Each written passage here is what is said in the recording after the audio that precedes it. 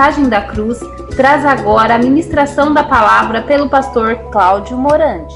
Libertos do pecado, fomos feitos filhos de Deus. Olá, queridos, vocês estão bem? Graça e paz. Hoje nós vamos ter uma ministração muito preciosa da palavra de Deus com o nosso querido irmão Thomas. Ele vai estar falando sobre um tema muito interessante, o laço do pecado. Eu quero chamar a sua atenção para essa reflexão da palavra de Deus. É um estudo bastante contundente, profundo. Então, para que você não perca nada daquilo que vai ser dito, você tem que estar muito bem concentrado, bem atento, ok? Então não se distraia, fique bem atento naquilo que o Espírito Santo quer e vai comunicar ao seu coração. Abra bem os teus ouvidos, deixe de fazer tudo aquilo que você estiver fazendo, porque senão você vai perder a centralidade da mensagem, a centralidade da palavra. É uma palavra que de fato irá impactar a sua vida. Você nunca mais vai ser a mesma pessoa se o Espírito Santo de Deus revelar essa verdade que vai ser dita nesse momento. Você que está aqui presente, você que está ouvindo através do CD, essa mensagem pode mudar a sua vida. Pode fazer com que você realmente seja um homem e uma mulher de Deus, um santo ou uma santa. Então vamos ficar bem atento, porque uma das coisas que Satanás, o diabo e os seus demônios querem fazer é que você não conheça a verdade da palavra. Então vamos ficar bem concentrados nesse momento e vamos ouvir este tema tão importante, tão maravilhoso, o laço do pecado, com o nosso irmão Thomas Germanovics. Graça e paz, irmãos. Louvamos ao nosso Deus de toda graça, pois Ele, por sua bondade, nos reúne aqui nesta manhã em torno do nome do Filho dEle, para que unicamente Cristo Jesus seja honrado, seja glorificado, seja expresso em nós. Amados, a maior necessidade que temos, de fato, é de expressar algo que o pastor Humberto, na semana passada, tratou conosco. A doçura de Cristo, a doçura, a sua majestade, o seu amor, o seu carinho, que tudo isso faz parte de uma expressão única de sua santidade. Venham crer, meus irmãos, que o Senhor tem chamado o seu povo, tem buscado, atraído o seu povo para uma vida diferente, para uma vida de expressão de santidade, não uma vida religiosa, não é uma expressão apenas de um contexto religioso, mas uma expressão de vida genuína, onde não somente no nosso meio nós possamos estar não só falando, mas expressando a Cristo, mas também nos nossos lares, na nossa convivência na sociedade, no nosso trabalho, como patrões, como empregados, como estudantes, como filhos, como pais. Deus tem chamado o seu povo, meus irmãos, a esta expressão, a doçura do seu Filho. Esse mundo carece de ver uma igreja que genuinamente expresse a Cristo Jesus. Não é simplesmente termos uma doutrina correta, meus irmãos. Não é nós termos o beabá certo. É termos a vida do qual o beabá, o qual falamos, se expressa em nós. O Senhor tem chamado esse povo. E creio que o teu coração está sendo incomodado para isto. Deus quer que você seja instrumento nas mãos dele para expressar o Filho dele, meus irmãos. E que o Senhor nos fale nesta manhã, nesta palavra que o Senhor trouxe ao meu coração durante esses dias anteriores, que tem uma conotação exortativa, porém será feita com muito amor, para que o nome de Cristo Jesus seja exaltado. Porque o que importa é que Cristo cresça e nós diminuamos. Esse é o nosso objetivo, meus irmãos.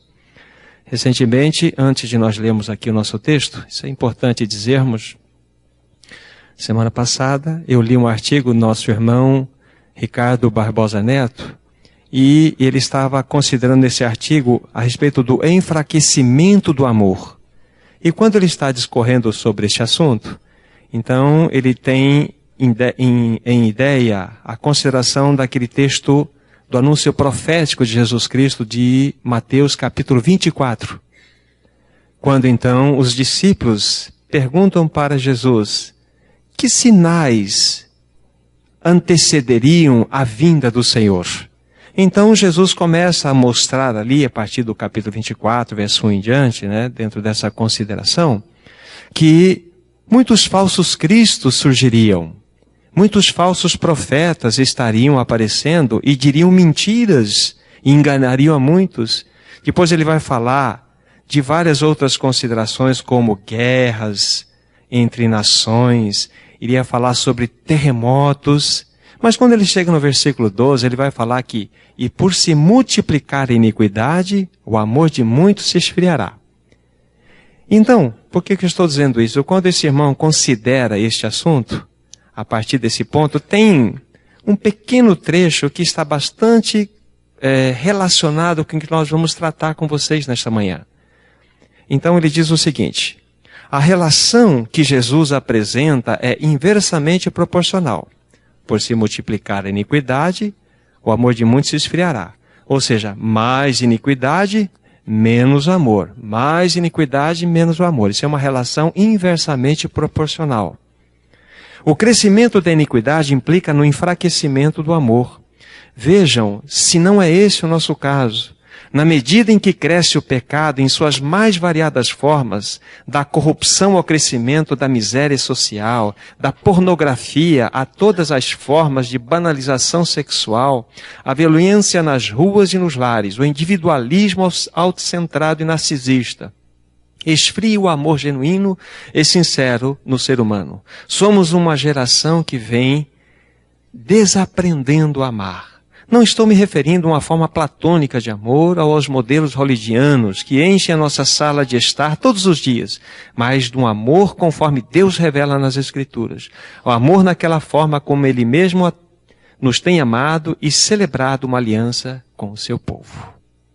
Então eu estava pensando nisso que este irmão falou e coloquei na minha mente uma pequena equaçãozinha, que o valor do ser humano é igual à quantidade de prazer que ele pode oferecer.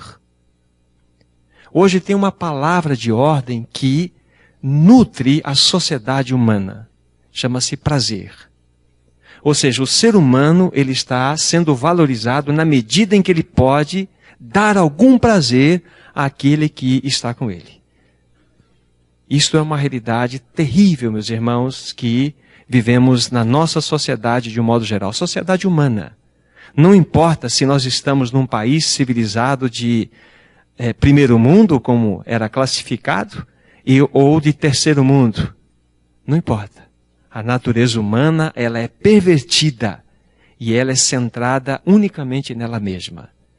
Desesperadamente, nós precisamos, como Igreja de Cristo, da expressão de Cristo para fazermos diferença nessa sociedade, meus irmãos. Agora, olhando para o nosso texto, temos como título o laço do pecado. Temos em Provérbios, capítulo 6, versos 32 e 33, o texto que eu gostaria que nós lêssemos juntos. O que adultera com uma mulher está fora de si.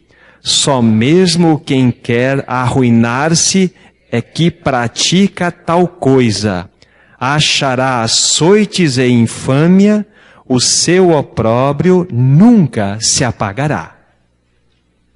Se nós ficássemos simplesmente com esse texto nesta manhã, nós teríamos aqui um grande tema para discorrer com os irmãos.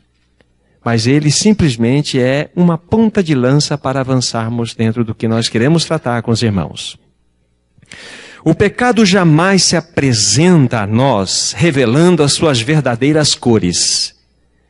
Ele sempre se esconde atrás de uma linda e encantadora máscara.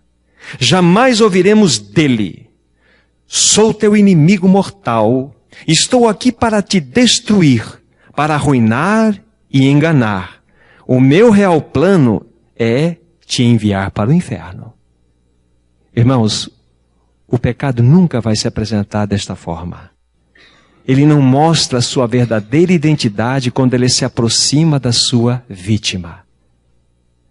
Ele tem uma máscara toda especial para conquistar aquele que está sendo levado por ele. Examine bem e você perceberá as roupagens do que as roupagens do pecado são finas e sedutoras. O pecado pode conquistar a sua vítima através de uma imagem, um beijo, um elogio, ou até mesmo por uma voz suave através de um telefonema. Por trás de todas estas armadilhas, encontra-se o arqui-inimigo das almas dos homens, Satanás. Irmãos, gostaria que levássemos em consideração este assunto sério do pecado. Este assunto que nós precisamos ter atenção à luz da palavra de Deus. E que o Espírito Santo venha falar a todos nós o real significado deste assunto tão importante. E que muitas vezes nós deixamos de lado, com medo de ofender as pessoas, com medo de não sermos verdadeiros com elas. Mas nós temos que verificar que por trás de todo esse aparato, de toda esta roupagem, Satanás, o inimigo de nossas almas, está ali tecendo todo o seu plano para engolir a sua vítima. Todo pecado agride a santidade de Deus, pois é fruto da rebelião. Todas as formas de pecado são abomináveis ao Senhor, mas o pecado da impureza ou luxúria é repugnante aos seus olhos. É exatamente este que estamos considerando. Certa vez um irmão, tratando sobre a luxúria, disse: o pecado da impureza, a princípio não parece tão hediondo e venenoso. Ele aparece disfarçado em beleza, simetria e desejabilidade. Não há nada repulsível a seu respeito. Satanás enroupa a sua deusa da luxúria como se fosse um anjo de amor. E a sua aparência tem iludido os homens mais fortes do mundo. Irmãos queridos, ninguém, absolutamente ninguém, tem sobre si uma vacina que possa imunizá-lo de ser atacado por Satanás das mais diversas formas. Ninguém, absolutamente ninguém, nenhum regenerado, de fato pode se apoiar em si mesmo, na sua carne, achando que encontrará força em si mesmo, ou em si mesmos regenerados, para que possa vencer os ataques do inimigo através desse pecado tão terrível. Ninguém. Então nós devemos estar muito atentos com tudo aquilo que está à nossa volta. É um pecado terrível, hediondo e que tem destruído aqueles que se dizem mais fortes. Caem, de fato, nas suas garras. Este pecado maligno tem arruinado raças e nações por todo o mundo, em todos os tempos. A saúde moral e espiritual da família se constituem num sólido fundamento para que uma nação seja sadia. E o que temos visto, ruína nos lares, desenfreada busca por pornografia, homossexualismo, divórcios, separações e adultérios. Muitos, tanto grandes e pequenos, estão enlaçados por este terrível pecado. E o pior de tudo é que há aqueles que vivem na lama deste pecado, professam ser filhos de Deus. Entretanto, será que Deus os tem como seus filhos? Irmãos, este é um parágrafo que nós precisamos pensar. Se vocês estudarem o capítulo 6 de Gênesis, vocês vão verificar o motivo pelo qual Deus, então, pré-anunciou ali o dilúvio. Que a raça humana havia chegado no seu alto índice de perversidade moral. O homem chegou ao seu nível mais baixo de putrefação, aonde ele estava simplesmente sendo conduzido pela sua imoralidade. Então Deus precisou destruir a raça daquela época. E depois vocês têm, no capítulo 18 do mesmo livro de Gênesis, a destruição de Sodoma e Gomorra. Por quê? Porque ali havia a putrefação da raça humana na perversidade desse pecado chamado luxúria e impureza. Irmãos, nós não podemos brincar com isto.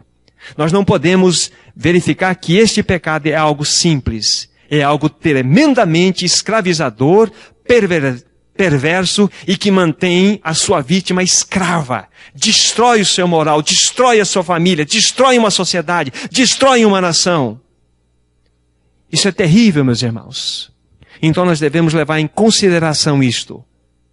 E como nós consideramos, e vamos falar com mais detalhes isso à frente, há muitos que vivem na lama desse pecado e se dizem novas criaturas, filhos de Deus. Mas será que Deus os tem como seus filhos? Vamos verificar mais adiante algumas questões importantes. O texto a seguir soa em nossos ouvidos como uma voz de trombeta. Nós vamos ler Apocalipse 21, verso 8. Quanto, porém, aos covardes, aos incrédulos, aos abomináveis, aos assassinos, aos impuros, aos feiticeiros, aos idólatras e a todos os mentirosos, a parte que lhes cabe será no lago que arde com fogo e enxofre, a saber, a segunda morte. Não podemos desconsiderar este tão solene grito de alerta das Escrituras Sagradas.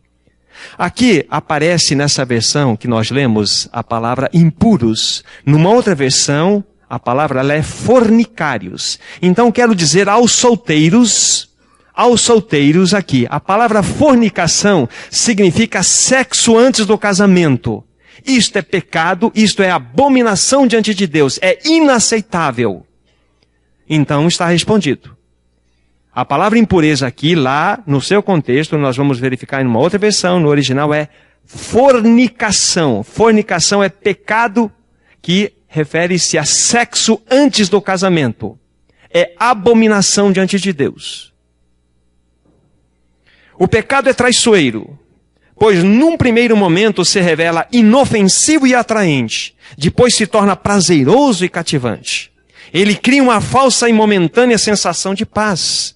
Por exemplo, dois amantes, longe dos olhos indesejáveis dos homens, porém nunca daquele, um D maiúsculo, que vê além das paredes, ao se encontrarem dizem para si, isto me dá tanta paz e alegria, tenho um profundo sentimento de prazer e de realização. Esta pseudo-paz no coração do pecador o leva a pensar que não está cometendo nada de errado.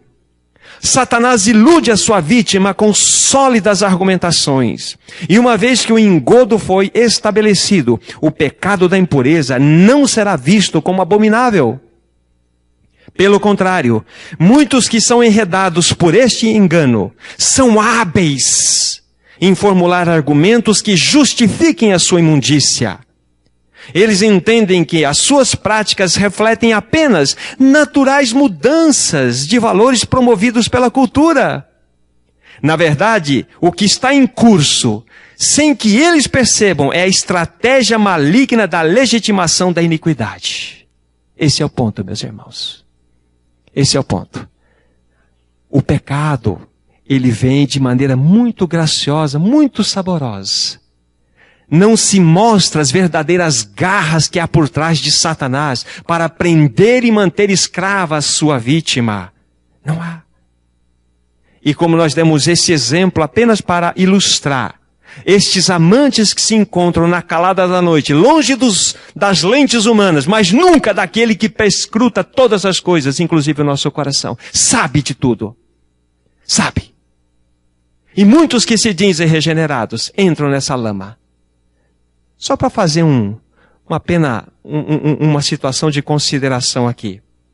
Vamos supor que nós cremos aqui que o arrebatamento vai ser antes da grande tribulação. E lá está o Zezinho, com a sua amante, ou com o seu amante, lá nos maiores e deliciosos prazeres, lá no motel. De repente soa-se a última trombeta e acontece o arrebatamento. o amante ou o outro lá, sei lá quem deles está lá, desaparece, o Zezinho some de cena. Nossa, cadê o Zezinho? Ele foi arrebatado. Aquele santo foi para a presença do Senhor. Para com isso, gente. Aquele pervertido que está vivendo na lama do seu pecado vai ser arrebatado. Transformou-se, agora ele é santinho diante do Senhor. Por favor. Isso é blasfêmia contra a palavra de Deus. Isso é imundícia. Isso é baixeza. Oh, meus irmãos, Deus tem chamado um povo para a santidade, para uma vida de expressão de doçura, para que as nossas crianças, adolescentes, jovens, adultos, velhos, expressem a Cristo, para que a sociedade veja que em nós há diferença, meus irmãos, que em nós há uma vida poderosa que se expressa em santidade.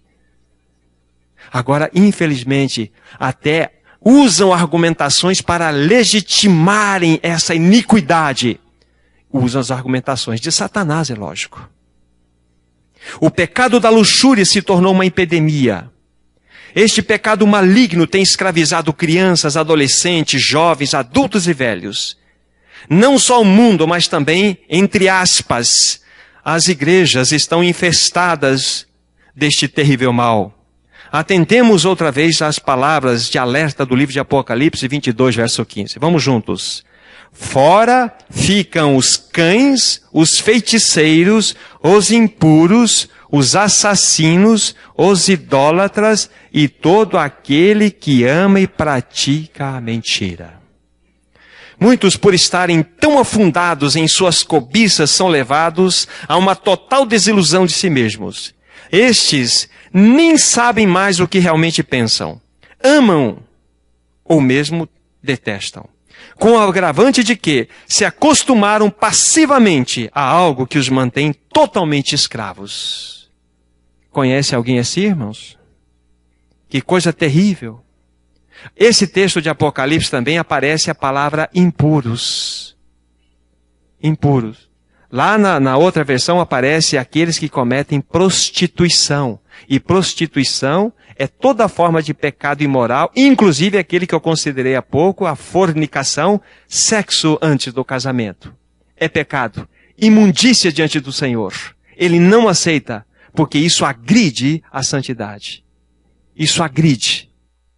O irmão David Wilkerson, tratando deste assunto, escreveu: a mente fica tão distorcida pelo pecado que leva os homens a temerem o câncer, mas rirem do inferno.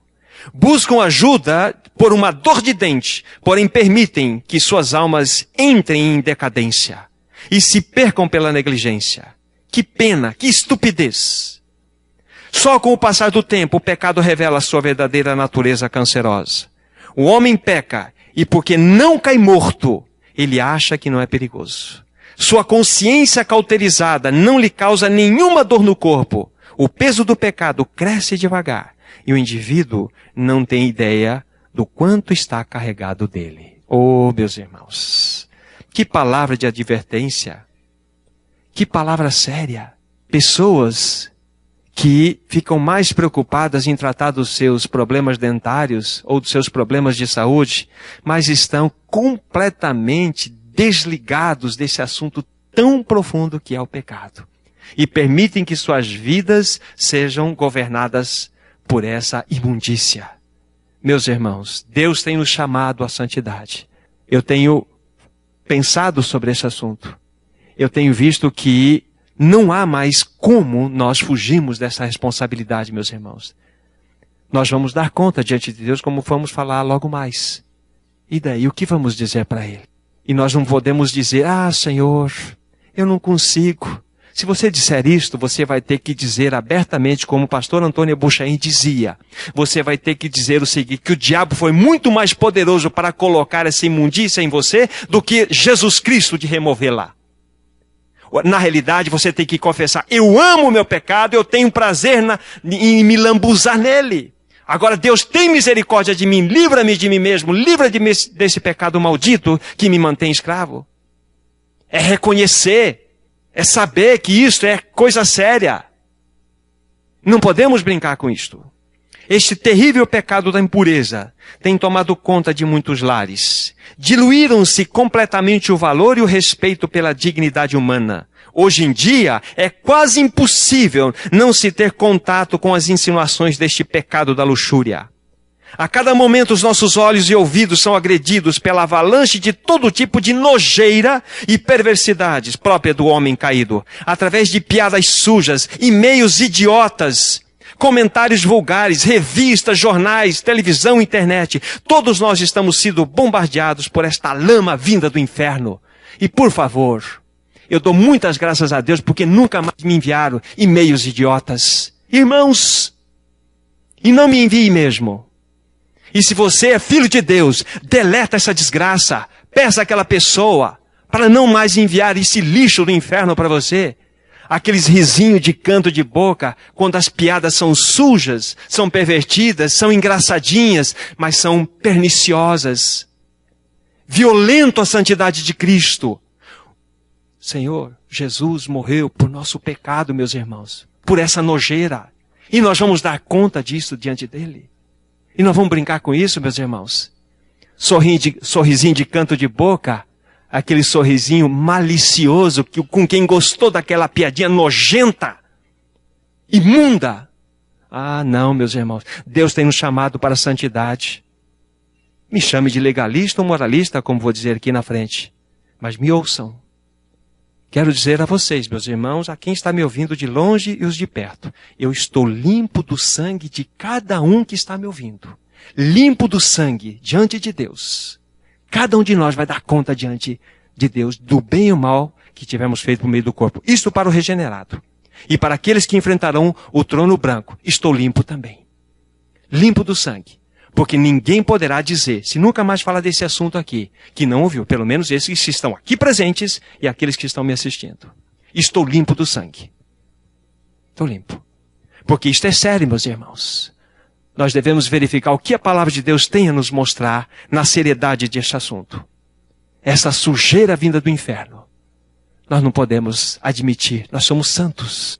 E o que mais entristece é que muitos que se dizem cristãos se alimentam e se deliciam com esta podridão e acusam de legalistas ou moralistas aqueles que os censuram. É o fim dos tempos. Para estes, uma palavra de advertência em Hebreus 3,13. Vamos ler. Exortai-vos mutuamente cada dia, durante o tempo que se chama hoje, a fim de que nenhum de vós seja endurecido pelo engano do pecado. Esta é uma palavra de exortação daquele que escreveu esta carta. Exortarmos mutuamente todos os dias, para que nós não sejamos endurecidos pelo pecado. Há muitas pessoas, meus irmãos, que estão com a consciência cauterizada. Pecam e não têm mais nenhum sentimento sequer de que mancharam a santidade de Deus. Aliás, todo pecado tem várias vertentes que atingem. Primeiro, atinge a santidade de Deus. Atinge. Dignifica Satanás, é o segundo aspecto. Satanás dá alegria com os seus demônios, expressa alegria em sua volta.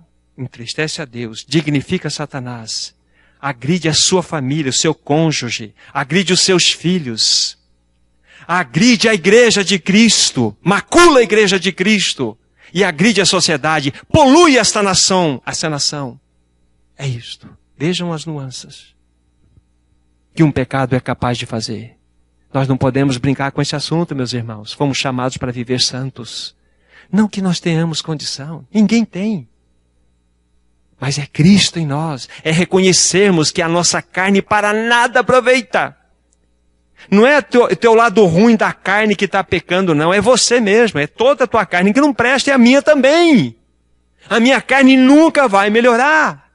Eu sei que em mim, isto é, na minha carne, não habita bem algum. Convém que Cristo cresça ou diminua. Esse é o ponto. Agora, a questão é, queremos isto? Estamos desejosos disto? O irmão Billy Graham, com muita propriedade, falou: O pecado da imoralidade é uma das mais afiadas armas do inferno para a destruição das almas, e Satanás a tem usado eficientemente desde a aurora da criação até o dia de hoje. Esse pecado parece que nunca perde o caráter sutil do seu ataque inicial e nem o caráter destruidor do seu resultado final. A sua beleza perde unicamente para a sua natureza mortífera. Percebam só que vários irmãos, e tem tantos outros que nós nem citamos aqui, mesmo porque não temos espaço para isto. Isso é apenas uma consideração introdutória de uma realidade. E nós já começamos a tocar a seriedade deste assunto. Irmãos trataram deste assunto com muita propriedade. E nós temos um deles aqui citado, mostrando a perversidade deste tão terrível pecado. Todo pecado é perverso, como nós dissemos lá no começo. Todos eles são abominação a Deus, porque parte de uma rebelião. Mas nós estamos considerando um. E por que estamos considerando este, meus irmãos? Porque ele está dentro do contexto dos últimos tempos. Vários sinais nós teríamos que mostrariam que Cristo está à porta para buscar a sua igreja. E um destes sinais, de fato, é esse aumento da imoralidade, dessa perversidade, aonde agora o homem desceu ao seu nível mais baixo da sua condição. Se nós estudarmos o homem dentro do seu contexto primitivo, nós podemos pegar qualquer época, porque a história dessa humanidade tem 6.000 anos. 6.000 anos a história dessa humanidade. Se pegarmos o homem mais primitivo e colocarmos diante ou em frente de um homem atual, um homem moderno, nós vamos verificar o seguinte, que não houve evolução no seu sentido moral no homem, e sim involução. Porque a Bíblia diz, lá pela palavra do apóstolo Paulo, que nos últimos tempos os dias seriam difíceis, os homens seriam amantes de si mesmos, ou seja, egoístas. Eles seriam desafeiçoados, desobedientes, mentirosos. Esta é a realidade. Então o homem não evoluiu do ponto de vista moral, ele evoluiu. E o homem, meus irmãos, se não fosse a graça de Deus e a sua misericórdia, juntando no freio de mão da natureza humana, há muito nós teríamos se autodestruído como Sodoma e Gomorra. Há muito tempo.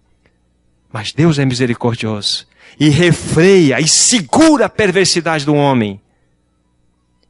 É só vocês lerem as manchetes.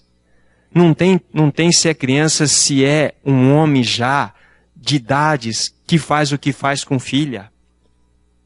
A pedofilia, a loucura, a perversidade, a maldição que o homem está envolvido. Tudo isso debaixo da regência satânica. É só ler os jornais.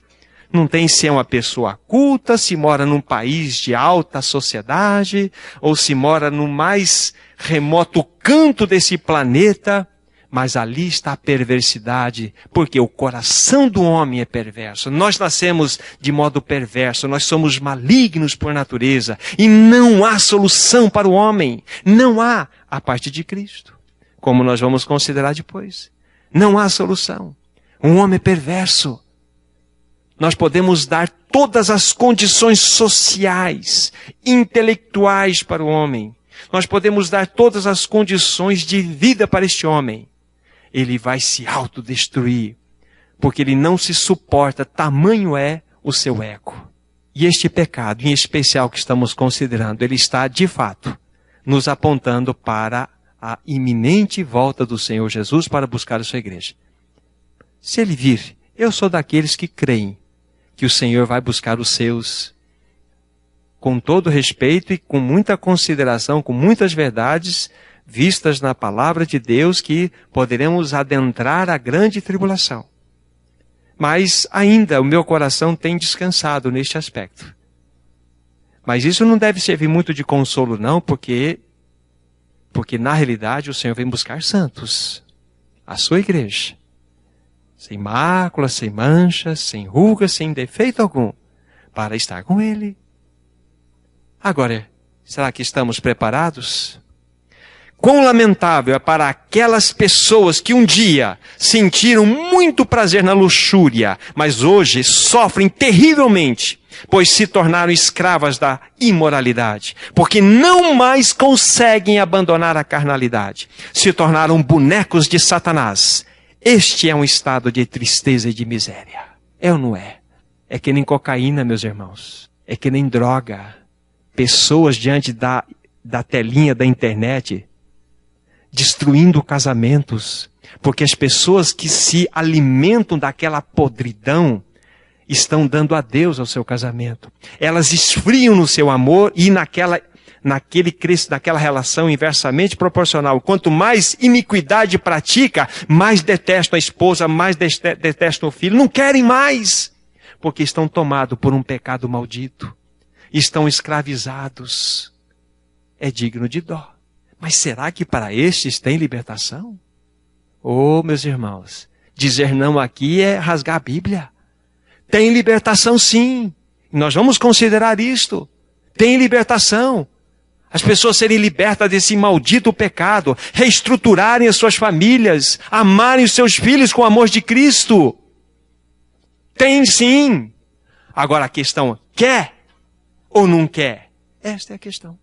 Não brinque com o pecado. O pecado não é brincadeira. Não é brincadeira. Ele vai manter o homem e a mulher debaixo de um tacão, de uma escravidão tal. E vai mantê-lo, de fato, nesse grilhão. E só Cristo pode romper. Agora, quero ser liberto? Quero experimentar isto? Oh, meus irmãos, não pense que essa mensagem está pesada, não. Ela não fala toda a verdade ainda. Ela está na periferia de uma realidade que envolve a sujidade da vida do ser humano. Mas Deus nos ama de tal maneira, eu não entendo porquê, que providenciou o meio pelo qual nós seremos salvos. Não tampe seus ouvidos agora, não pense lá fora. Não deixe que Satanás leve seus pensamentos lá para fora. Não feche o filtro, ouça até o fim.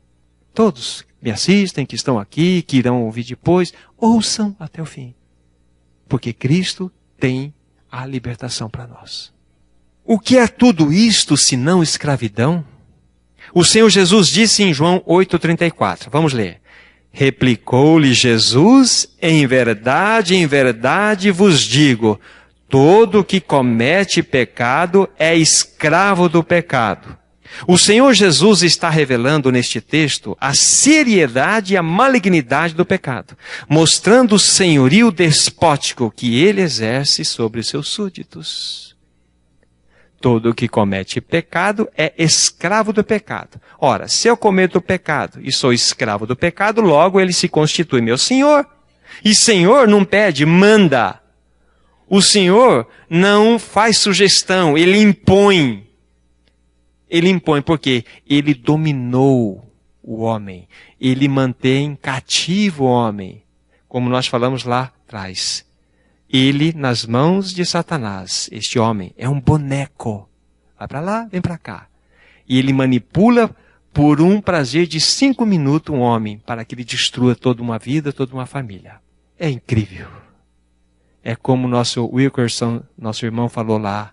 Que pena, que estupidez nós sermos levados por tão baixo sentimento e não nos contentarmos com aquilo que Deus tem nos dado. Se tem nos dado uma família, Ele há de dar uma família para você que espera por ela, para que você possa usufruir da bênção que é ter uma relação à luz da palavra de Deus. Ele tem isto, absolutamente segura, com a bênção dEle. Que mais importante. E o mais assustador de tudo o que está sendo exposto é que muitos cristãos, nascidos de novo, que tristeza para o Senhor e para a sua igreja, se encontram envolvidos não só com o pecado da luxúria, mas também em outros como bebedeira, maledicência, julgamento, mentiras. Além disso, a desgraça maior é que a maioria destes filhos de Deus está acomodada em seu erro. Justificam o seu estado, alegando que estão, entre aspas, esperando na graça de Deus. Estes que assim agem estão desprezando descaradamente toda a provisão da graça que já foi dada pelo Senhor. Meus irmãos, o que vocês acham de uma cena assim? Real. Eu vou fazer uma despedida de solteiro e vou lá naquela boate de onde tem striptease. Mas, meu irmão, você vai para lá? Meu irmão, estou na graça. O que vocês acham disso? Isso é real. Que graça é esta? Dietrich Bonhoeffer escreveu um livro muito interessante, alguns livros. E num deles, ele trata exatamente, ele usa lá uma expressão, graça barata. Graça barata. Criaram um artifício que legitima a sua podridão. E não querem uma mudança real, porque amam o seu pecado e se escondem atrás dessa graça. Estou esperando na graça. Se a graça não fizer, não posso. Vamos ver mais adiante aqui algumas coisas. Devemos nos lembrar que todos nós, os regenerados, iremos comparecer diante do tribunal de Cristo. Em 2 Coríntios 5:10 está escrito, vamos ler. Porque importa que todos nós compareçamos perante o tribunal de Cristo, para que cada um receba segundo o bem ou mal que tiver feito por meio do corpo. Um dia, todos os salvos estarão frente a frente com o Senhor. Que desculpa você dará pela sua total negligência? Irmãos, esse tribunal aqui é para santo. Existem 2 tribunais que a palavra de Deus mostram. O segundo, não este, que a Bíblia fala, é o trono do juízo de Deus. É o trono branco. Lá, grandes e pequenos, aqueles que viveram em todas as épocas, mas que não nasceram de novo. Estes estarão diante de Deus para ouvir simplesmente a sentença, a homologação da sua sentença, a condenação. Não tem mais salvação. Trono branco. Mas aqui, irmãos, fala de regenerados. Regenerados. Todos nós vamos estar diante do Senhor para dar conta do bem e o mal que tivermos feito por meio do corpo. E nós vamos receber bem ou mal. Aí depois vocês vão estudar a palavra de Deus e Deus vai revelar no vosso coração toda essa questão. Nesse ponto do estudo, nós precisamos levantar 2 perguntas. Primeira, a salvação para o perverso atolado na sujidade de sua luxúria? Nessa primeira pergunta, irmãos, eu estou levantando a questão referente àquele que nunca se rendeu ao Senhor, não conhece Jesus. É o perverso. É aquele que está destituído literalmente da graça de Deus. Será que a salvação, ainda mais se ele está atolado na sujeira da sua luxúria? A segunda pergunta agora. Será possível para aquele que foi salvo viver uma vida liberta das garras do pecado? Então essa pergunta envolve os santos, aqueles que um dia foram regenerados e ganharam vida no Espírito. São salvos. Mas será possível para estes que foram salvos viver uma vida liberta das garras do pecado? Essa é a pergunta. A resposta é única para as 2 questões levantadas. Sim. Sim. Há salvação para o perverso? Sim. Há libertação para o salvo? Sim. Verdadeiramente é possível ser liberto de qualquer tipo de pecado. Nada, absolutamente nada pode ser mais forte do que o nosso Senhor Jesus Cristo. A questão é, será que cremos nisso? Ou mesmo desejamos isto? Essa é a questão. Será que cremos nisso? Será que cremos que Cristo é poderoso mesmo para me libertar de mim mesmo, do meu pecado e deste especial que estamos considerando a luxúria? Será? Oh, meus irmãos, sim! Ele verdadeiramente tem todo o poder. Agora, creio nisto, ou mesmo desejo isto. Tem pessoas que afagam o seu pecado. Tem pessoas que cuidam do seu pecado e acariciam o seu pecado porque, de fato, são coisas gostosas que envolvem o prazer da sua carne. Vivem na calada da noite, manifestando as suas taras, os seus desejos. Porque gostam e não reconhecem que são verdadeiros escravos dessa maldição. São bonecos de Satanás. Oh, meus irmãos, leve a sério este assunto. Não brinque com o pecado. Não brinque com isto. Ou você pensa porque você decorou, que você foi incluído em Cristo, que você foi crucificado em Cristo, que não mais você, mas Cristo vive em você. Esta decoreba vai lhe colocar diante de Deus salvo? Esqueça! É uma genuína experiência. Você tem essa informação maravilhosa, sabe disto. Mas se não transformar a tua vida, isso que você sabe é simplesmente uma semente plantada num caminho que está endurecido de tanta passagem por ele. A semente foi plantada, chão duro, vem um passarinho, come aquela semente. Ou seja, a palavra de Deus não tem fruto nenhum na vida de uma pessoa assim. A boa notícia é que Cristo já realizou uma obra de libertação. Não existe grilhão suficientemente poderoso que seja capaz de resistir à obra de Cristo realizada na cruz. O poder do Senhor faz com que todas as correntes do pecado se derretam como se fossem cera.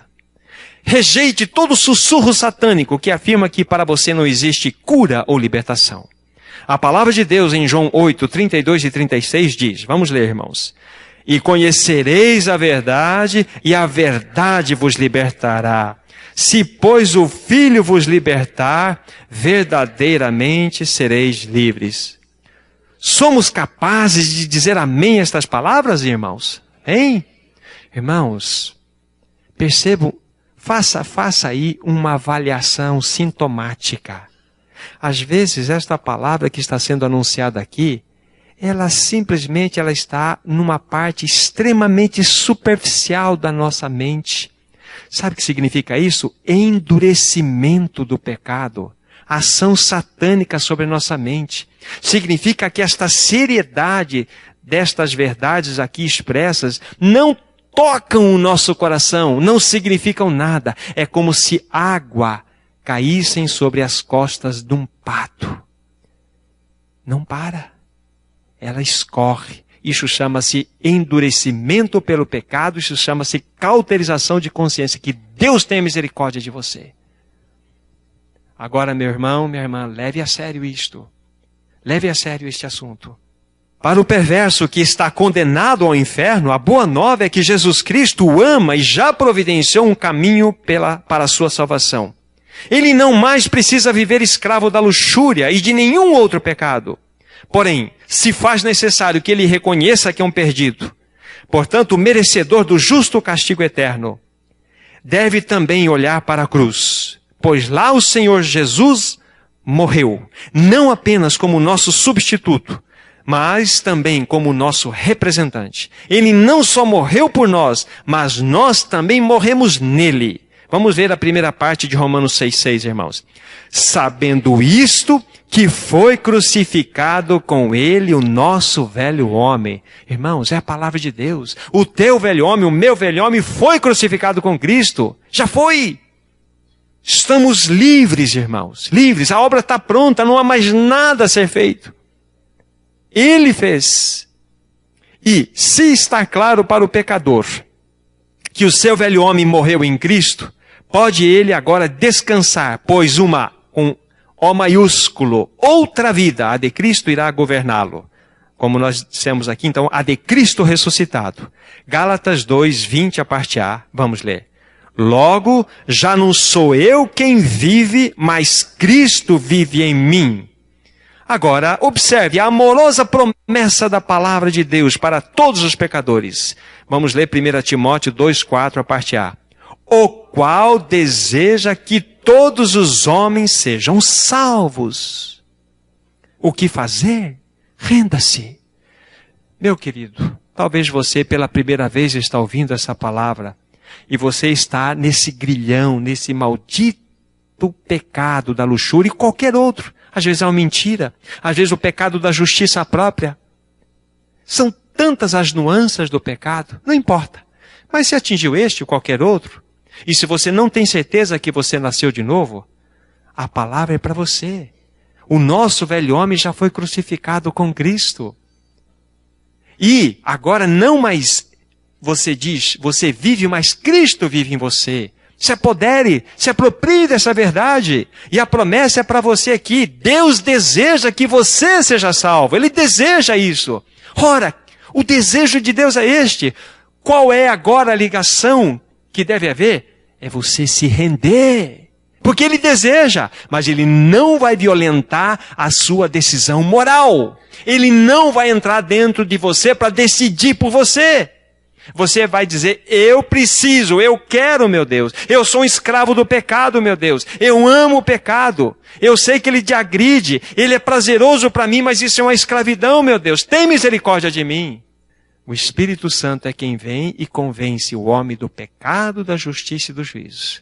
E pela palavra dele, quando ele faz isso, então nós podemos verdadeiramente nos render a ele. E ganhamos uma nova vida. E vivemos uma vida plena diante dele. Libertas das algemas do pecado.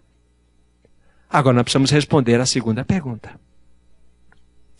Para você que é um regenerado, mas vive ainda agrilhoado por qualquer tipo de pecado, inclusive esse que estamos considerando, sofrendo profundamente por causa da sua escravidão. Vejam só, quando eu estava escrevendo aqui, o Espírito me colocou isso aqui.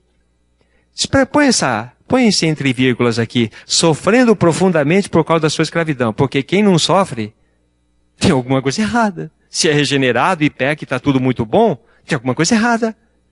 É óbvio que ele gera o prazer, mas a tristeza vai bater muito forte no coração de um regenerado quando ele faz qualquer coisa contra a santidade de Deus. Ele vai se entristecer no seu íntimo. Então, repetindo, para você que é um regenerado, mas vive ainda agrilhoado por qualquer tipo de pecado, sofrendo profundamente por causa da sua escravidão, medite na história a seguir. Preste atenção. O diretor da cadeia chama um prisioneiro, lhe mostra um documento oficial e diz, tenho em mãos o seu perdão. Você crê nisso? O prisioneiro acena com a cabeça e diz, sim, eu creio. O diretor abre o envelope do documento, lê o perdão em voz alta, volta-se para o prisioneiro e diz, você é um homem livre. Você pode ir embora a hora que quiser. O pobre prisioneiro equivocado aperta as mãos do diretor da cadeia e diz, obrigado. E volta direto para a cela aos antigos companheiros. Moral da história? Só é escravo quem quer. Caro irmão, você é livre, pois Cristo Jesus já pagou um preço muito alto por você. Simplesmente creia e desfrute da sua plena liberdade. Livre ou escravo? Agora pergunta, qual será a sua opção? Qual será? Irmãos, a nossa liberdade é uma realidade. O escrito de dívida já foi rasgado. Não há mais nenhuma acusação contra os santos. Não há pecado algum que possa dominar um regenerado. Porque Cristo é a nossa vida. O Cristo ressurreto, o exaltado, habita em nós. Se você nasceu de novo, você é um liberto, meus irmãos. Você é um liberto, meu irmão. Confie nisso, creia nisso, professe isto. Agora você crê? Agora, meus irmãos, que Deus tenha misericórdia e que a palavra possa verdadeiramente ter falado ao nosso coração. Queridos, amém. Graças a Deus por essa verdade, por essa palavra que foi ministrada de uma forma tão sábia, tão profunda, tão contundente, tão marcante, creio que aos nossos corações. Pelo menos no meu coração foi muito boa. Eu espero que o Espírito Santo de Deus fale ao seu coração, que ele revele esta verdade e você se agarra a esta verdade, que lá na cruz, no corpo de Cristo, você morreu com Cristo para o pecado e hoje Cristo é a sua vida. Não tem que fazer nada, basta você crer, tá certo? Olha, que Deus te abençoe, que Deus continue falando ao seu coração em nome de Jesus. Graça e paz. Se você se identificou com esta mensagem e quer saber mais sobre ela, ligue para o telefone 0 operadora 67 3272 4801 ou venha nos fazer uma visita na Rua Acre, número 260, no centro de Sidrolândia, Mato Grosso do Sul. Cultos toda quarta-feira às 19h30. Reunião de oração toda sexta-feira às 19h30. E aos domingos, cultos às 9h e às 19h30. Que o Deus da graça e misericórdia vos abençoe sempre. E até a próxima mensagem. Graça e paz.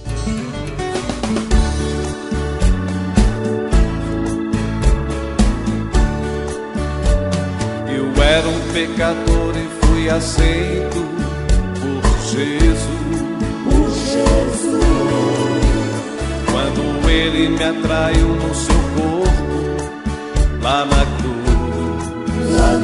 cruz, com Ele fui crucificado, morri e fui sepultado, e ao terceiro dia com Ele renasci. Ali o velho homem morreu, uma nova vida Ele me deu. Agora sou herdeiro do reino, filho de Deus. Agora tenho vida em mim, agora tenho paz em mim, porque Jesus é a vida e a verdadeira paz. Agora tenho vida em mim, agora tenho paz em mim, porque Jesus é a vida e a verdadeira paz.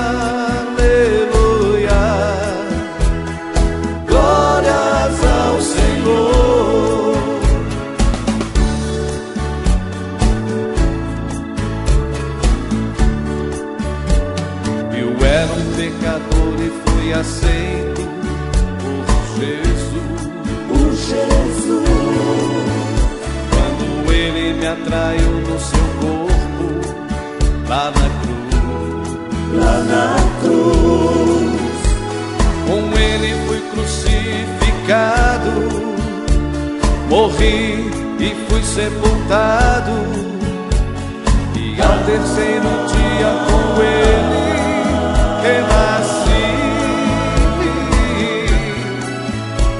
Ali o velho homem morreu, uma nova vida Ele me deu. Agora sou herdeiro do reino, filho de Deus. Agora tenho vida em mim, agora tenho paz em mim, porque Jesus é a vida e a verdadeira paz.